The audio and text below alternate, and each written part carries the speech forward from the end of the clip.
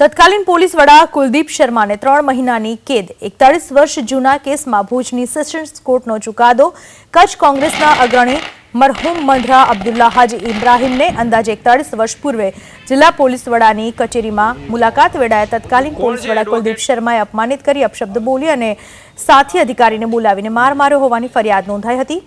ફરિયાદી ઇબ્રાહીમ ઉર્ફે ઇબલા શેઠ મૃત્યુ પામ્યા છે। જો કે ચુકાદા બાદ ફરિયાદીના પરિવારજનોએ મીઠાઈ ખવડાવી ફટાકડા ફોડી ઉજવણી કરી। રાજકોટમાં કતલખાનું ચલાવતા ભાજપના કાર્યકરની ત્રિપુટી જેલ હવાલે। ભાજપ કાર્યકર ફારૂક મુસાણી સહિતની ત્રિપુટીને જેલ હવાલે કરાઈ।